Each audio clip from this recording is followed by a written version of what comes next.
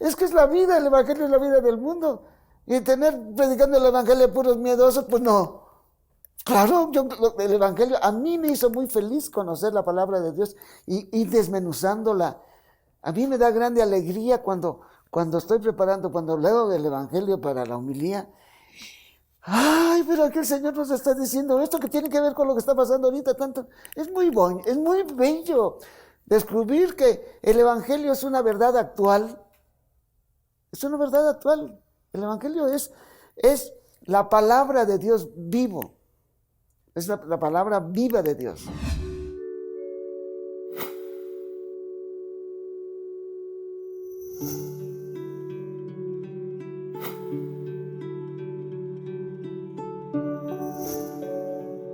Soy un fraile dominico que tengo muy presente en lo que Jesucristo les dijo a los apóstoles, está en el Evangelio. Está por ahí entre el capítulo 12 y 13 de San Lucas, les dice: no se dejen influir por la levadura de los fariseos, que es la hipocresía.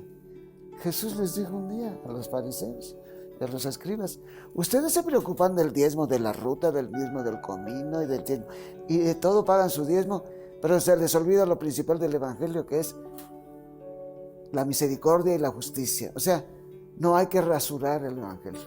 Mi pasión es el Evangelio, es mi vida personal. El primero que fue rescatado por el Evangelio, o va siendo rescatado por el Evangelio, soy yo. El famoso padre de la teología de la liberación, Gustavo Gutiérrez, sacerdote, dijo: a Jesús se le olvidó una bienaventuranza: bienaventurados los tercos. Sí, también dijo. ¿Se considera entonces, regresando al tema de los calificativos, el último terco del Evangelio? No, espero no ser el último, ni seré, ya hay muchos tercos. Pues sí recuerdo. Pues cómo no, pues, ahí estaban todos los letreros ahora me río, y también yo dije, úpale, qué interesante, qué les llamaban, qué querían del católico. Pues que solamente, así lo digo, porque lo he dicho muchas veces, ¿qué quieren? Que el Padre solamente, pues diga, hay lo más indispensable en la homilía, pero que esté volteado para el altar, aventando humo. Eso es una iglesia que no moleste, que no critique las estructuras que los cristianos estamos acostumbrados a hacer. Pero allí había un asunto muy particular, que era el caso de mi atención al grupo LGBTI. Allí era, eso era. Es católico el que desprecia y el que criminaliza y el que descarta ¿Por qué? Pues porque este es un degenerado, porque este es un enfermo de la cabeza, porque este es un enfermo de no sé de qué. Entonces, cuando te das cuenta de que es tu hermano y tu hermana, un niño que me dejó sin palabra. Yo aquí, gracias al Grupo San Elredo, aquí se hizo una reunión a nivel, no sé si regional o nacional, y yo fui a cenar con ellos un domingo, y había un niño, hijo de un matrimonio igualitario, que eran dos mujeres. Y el niño se me acerca y me dice: oye, que tú eres experto en Dios. 5 años el niño. Yo, ¿cómo le digo? Bueno, soy licenciado en teología por la Universidad de Santo Tomás de Aquino, de Roma. Me quedé, pues como que le dije: pues sí, soy experto en Dios. ¿Qué más le podía decir? Y dice: cuando yo sea grande, yo voy a ser experto en Dios. Ahí escuché la voz de Dios. A ver, Raúl, solo porque es hijo de un matrimonio igualitario, si estas dos mujeres que son, digámoslo así, sus mamás, se pelean, ¿no vas a intervenir para que este niño no se dañe? Cuando este niño crezca, ¿no le vas a dar atención? Así, pero así clarísimamente, como quien dice, por más que te digan, no dejes de dar atención a estos hijos míos, que nadie los quiere. Punto. ¿Qué es lo que quieren? Que casi no hable y que diga: ay, qué bonitos son los angelitos que le bailotean por la cintura a San José y cosas de estas. Pues bueno, en la primera predicación del Santo Cristo, pues yo tomaba las lecturas del Evangelio donde Cristo le hablaba al pueblo, Y un señor dice, o sea, la señora estaba así que lo jalaba, va entendiendo. Señor obispo, era tan bonito venir al novenario del Santo Cristo. Con usted no es nada bonito. Le digo, pues claro, pues lo que venían a ver era el Santo Cristo, pero ahora están escuchando lo que es el Santo Cristo. Les quiere decir, y eso no les gustó porque yo hablaba lo que Cristo les quería decir esa tarde, esa mañana, ¿verdad? Ya la gente está atenta. Ya. Cuando empezaron a hacerme así, cuando salía de las misas y empezaron a hacerme así, digo, la gente está entendiendo. Pues la gente, pero fue difícil. No puedo decir, no, anunciar el Evangelio no es difícil, es un gusto, sí se sufre. Ay, no, yo ya no me voy a poner a sentirme el papucho tampoco, ¿verdad? Yo creo, mira, predican el Evangelio, los laicos predican el Evangelio. Yo conocí en Chiapas a muchos indígenas catequistas. Conocí en Chiapas a muchos indígenas diáconos dentro de la iglesia. Muchas mujeres, no solamente de las indígenas, muchas mujeres en mi trabajo pastoral, que el concilio nos dio la grande noticia de que la iglesia es el pueblo de Dios, y el pueblo de Dios es un pueblo peregrino, que va caminando con la humanidad, y que va recibiendo de la humanidad también la ayuda para entender el Evangelio, pero que está interactuando con la humanidad. Eso es la iglesia. Y la iglesia no es solo los sacerdotes, o los obispos, o las religiosas y los religiosos. Son los laicos. Oye, se la juegan. Y se la juegan. Y ahorita tenemos, ahí tenemos a Jackie Campbell, que esta noche, digo no esta noche, sino hace 2 noches o 3, le allanaron su habitación. ¿Y todo por qué? Pues por su compromiso con el Evangelio. Jackie trabaja y está y hace caminatas con los que están defendiendo la tierra y el agua. Jackie entró a la cárcel 2 años seguidos a darles, a hacerlos sujetos a los presos con una clase de redacción y periodismo, y se escribió un libro y allí en cuentos, en crónicas, dice lo que les hacían en la cárcel. A raíz de eso, y está publicado el libro, y ella lo ha presentado en varias cárceles de aquí de México, entonces, y más allá de México. Entonces, es eso, ¿no? Ella, yo la conocí en Chiapas. Ella trabajó, antes de trabajar conmigo, en el Centro de Derechos Humanos, Ciudadanos por los Derechos Humanos de Monterrey. O sea, es eso. Y luego, cuando manejó la comunicación, siempre la manejó bajo la visión de los derechos humanos. Por ejemplo, cuando el desastre de Pasta de Conchos, pues ¿quién estaba organizando la presencia mía entre ellos? Ella. Cuando fue las violaciones a las sexoservidoras y a las bailarinas de Castaños, ¿quién? Y ustedes, los comunicadores, en esa ocasión, Jackie, dile al señor Vela que se haga presente allí, que estas muchachas lo necesitan. Rapidísimo, y luego seguimos trabajando. Hoy, la primera vez que llegan a la cárcel soldados violadores, no es, y allí ella fue acusada, asusaron a una muchacha que dijera que Jackie le había pagado para que dijera que la habían violado, de ese tamaño. O sea, no es la verdad la que incomoda. Para ser una persona sin moral, tienes que apagar la conciencia. La conciencia es algo natural. La diferencia entre el bien y el mal, Dios nos dio la capacidad de tenerla, y hacemos todo, conforme vamos creciendo desde niños, vamos haciendo el bagaje de lo que son los valores de la conciencia. Esta fue mi tesis de teología.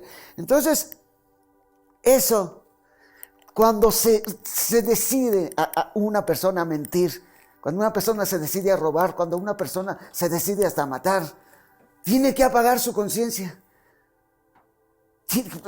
explotar gente, tienen que apagar su conciencia. Entonces aparece la palabra de Dios, aparece el profeta, y estoy hablando aquí, cuando si ya aquí hace cosas en donde sale la verdad, quieren desaparecer a quien esté enfrente. Claro, de esto se trata. Entonces, ¿es eso? Pues no, yo le invité a trabajar precisamente porque necesitaba a alguien en derechos humanos y que tuviera una idea, no en comunicación, pero que tuviera una idea de cómo yo venía aprendiendo desde Ciudad Altamirano, luego pasé por Chiapas, a hacer una predicación del Evangelio para que fueran sujetos de la historia las personas desplazadas de la sociedad. Por eso me encanta el Papa Francisco, que dice, primero están los pobres y los descartados. Tenemos que quitar todo lo que hace descartar a la persona. Yo aprendí claramente cómo desde el Evangelio se articula el trabajo por una sociedad diferente, en todos los sentidos, de la manera más integral. Yo así, hablar de Saltillo, de la diócesis, pues se queda un proyecto pastoral de pastoral orgánica, con una visión integral de la predicación del Evangelio, que el Evangelio se prolongue y dé como resultado sobre todo quitar las cosas que hacen daño a tanta gente. Por ejemplo, la casa del migrante. Los migrantes llegaban aquí a Saltillo, todos malheridos. Una señora que se llamaba Esther, los recibía en su casa, allí a la entrada de Saltillo. Nosotros le llamamos La Esperanza, ese pueblo que no se llama así, es una población, dentro de Saltillo. Y ella fue la que me dijo que yo recibo aquí los ensangrentados. Luego supe de los 3 asesinatos también. Entonces, vamos a protegerlos, vamos a movernos. Pasta de Conchos. En Pasta de Conchos hoy está el colectivo Familia Pasta de Conchos, que ha logrado en un más del 90% disminuir los siniestros. Y son los mineros. Allí yo entendí luego, ellos tienen que ser los sujetos de la historia. Y esto lo aprendí de cómo don Samuel hizo los sujetos de la historia a los hermanos indígenas para su propia dignidad. Entonces, don Samuel decía que una niña que se llamaba Pascualita le enseñó lo que tenía que hacer con los indígenas. La Pascualita siempre le llegaba a vender las cosas que tejía y con su mamá y bordaban con su mamá, pero siempre agachadita. Y un día andaba con un morralito aquí y Pascualita por primera vez le habla a Samuel con la carita levantada. Y dice, don Samuel, ¿me quieres contar algo, Pascualita? ¿Qué pasa? Y saca un cuaderno de su morral y traía palitos y bolitas. Dice, estoy aprendiendo a leer y escribir. Dice don Samuel, Pascualita me enseñó lo que yo debía hacer con ellos. Enseñarlos a valerse por sí mismos, es decir, a ser sujetos, ya no objetos que los manejan. ¿Qué puede hacer un obrero con la miseria de salario que se le paga en México? Dime, ¿qué puede hacer? ¿Qué pueden hacer los padres y madres de familia que tienen unos horarios así cuando trabajan y los que tienen que salir a vender a la calle? El 54%, 56% viven del trabajo informal nuestros mexicanos. Entonces, eso es más fácil manipular a la gente así. Entonces, ¿por qué te tienes que someter? Te voy a pagar esto porque esto es lo que el gobierno lo asignó. Pues eso no es el mundo que Dios quiere. Mi principal defecto, pues es que tengo muchos. Acúsame, Padre. No, mi principal defecto es sentirme de pronto que me invade el orgullo. Es con lo que más lucho, que la gente, por ejemplo, ahorita que están diciendo cosas así, que porque ya me voy, y dicen cosas, pues de repente ya acabo así, como que creyéndomela, y rúmbale, yo mismo lo veo en mi propia, que de repente uno de mis colaboradores, quién sabe qué, oye, bárbaro, que no sé qué, digo, ay, Dios mío, este soy yo. Entonces, ya, me tranquilizo, pido perdón, pero allí está, es luchar contra mí mismo. Y yo le pido a Dios que me quite eso. Y Dios me ha dicho, te basta mi gracia. San Pablo es el primero que dice, la lucha contra la propia debilidad. Todos tenemos nuestro tendón de Aquiles. Y yo lucho contra el creerme. Ya deja de ser uno, ya. Empieza uno a esperar que los aplaudan. A veces pongo el ejemplo de Alzacuellos, que nos hace ver así, no nos deja ver pasar. Armando representa esa parte del conservadurismo. Pues no digo que todo lo represente. Hay distintos tipos de conservadurismo. Hay muchos tipos de conservadurismo. Hay quien es conservador porque está convencido. Hay quien es conservador por intereses. Tú ves, hay quien es conservador porque esos son sus valores. Pero hay quien para servirle a intereses que pretenden halagar. Yo a él no le he hecho nada. Que diga que yo pues no le he hecho nada. Que en los valores que yo predico él no coincide, ya no es un problema. Me voy yo, llega otro. O sea, de Dios no nos podemos escapar. Al menos me esforcé por dar una conciencia política en mi predicación y también, pues, también en los análisis que hicimos para hacer el plan pastoral estaba visto esto. Y una iglesia también menos clericalizada. Creo que hicimos bastante en eso, pero estaba muy clericalizada la iglesia. Se entendía el sacerdocio demasiado como un estatus. Esto también dañó mucho. Porque normalmente desde el clericalismo el estatus al que creemos pertenecer es el estatus alto. A lo mejor no somos capaces de hacer eso que digo que como pueblo de Dios tenemos que hacer, acompañar la evolución cultural de la gente. La gente el día de hoy es más crítica, la gente del día de hoy necesita recibir motivos más específicos y más claros, porque esta separación se va dando desde la juventud, se va dando desde, digamos, que la gente que va creciendo así en conocimientos y que llega a decirle, dices, su mamá, pero ¿por qué ya no crees? Sí, porque los padrecitos, no, o sea, creo que fue de lo que más yo pude haber conseguido con los padres, porque hicimos análisis de la realidad, hicimos un esfuerzo de que hacer una predicación mucho más apegada a las pautas del Evangelio y saber que la desigualdad no es cristiana, no puede ser aceptada.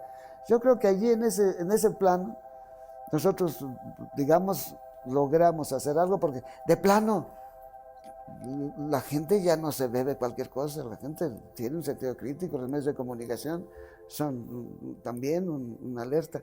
Entonces sí, allí sí nos faltó todavía, pero yo traté de hacer lo más que pude. El Papa está hablando de la amistad social, o sea que todo mundo nos debe interesar. Ya no podemos hacer una iglesia de unos cuantos grupitos o que el padre se acostumbre a nada más a ir a tomar el chocolate con una sola familia, ¿verdad? Porque hay personas que no quieren que se conozca una parte de su ser y entonces no muestran eso. Eso es falta de libertad. Cuando tú andas ocultando tu vida, he tratado de no ser hipócrita, No sé si lo logré del todo.